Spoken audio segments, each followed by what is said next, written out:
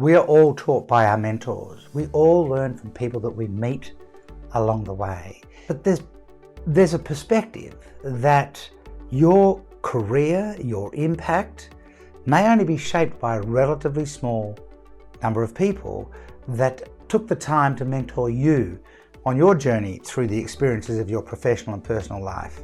I think that's one of the things that makes a mentor a mentor.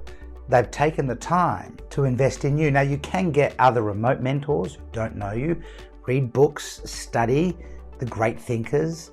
I've studied a lot of the thinking that Nelson Mandela displayed. I'm very interested in Gandhi's philosophies.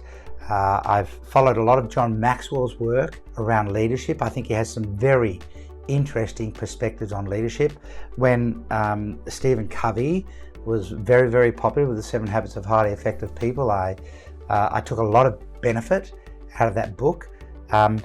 I read Napoleon Hill's book, Outwitting the Devil, and found that to be a very insightful, instructional, almost profound piece of work about how people fail and how people succeed, and many others. But there are also people that affect you over the course of your life. My first employer taught me the whole idea of a work ethic, but he also taught me how to be a fair, just and reasonable employer, and I'm forever grateful for that, because so many young people have their first employment experience with fairly challenging circumstances. But my first experience was create a place of fairness, create an environment where people can come and do their best every day because they choose to, not because they're paid to. I had a manager, a senior executive manager who was a mentor of mine when I was a young manager, who took me under his wing, and he was running a large billion-dollar corporation with thousands of employees, and I had one business unit that I was looking after. And he would come and visit and speak to the people in my factories that I was managing.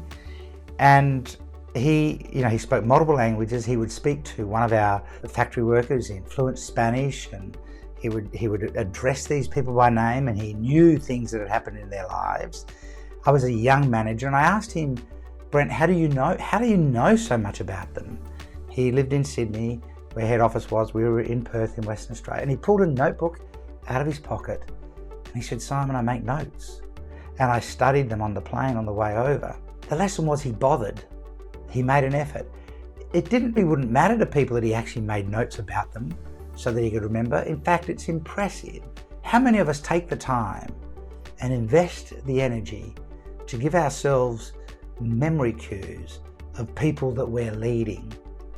I had another mentor who talked to me about, as long as you make something valuable that the market really actually needs and wants, and you do it in an extraordinary way, and then look after your people, business tends to work out. Such a simple perspective. And I also studied the philosophers. I love trying to get my way back to the source of information. So usually when I read something, I immediately go on the hunt for who said it first. Where did it come from first? I think that's one of the most useful things I've learned to do through this lens of wisdom. I'm constantly trying to get back to the source of where did it come from. I want to hear how it was spoken about. What was the context in which it was spoken about?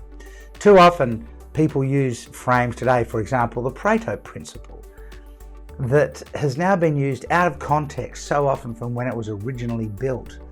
And it's come to take on meaning that says, only do the 20% of the effort that gets you 80% of the result. That's like saying, I'm only going to show up to the Olympic Games to win the gold medal. I'm not going to do the 4 years of training. That was not, the way the Pareto principle was used today was not the way it was intended. Go back to the source.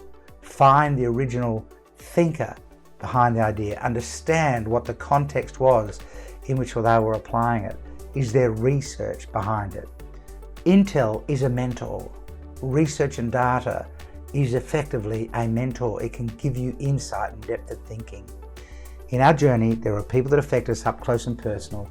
They're the people that invest in us. There are people that we can tap into who don't even know we exist or are no longer with us through their writings and their work. Get back to the source and be mentored by deep, profound and accurate information to support your own wisdom, genius and depth of thinking.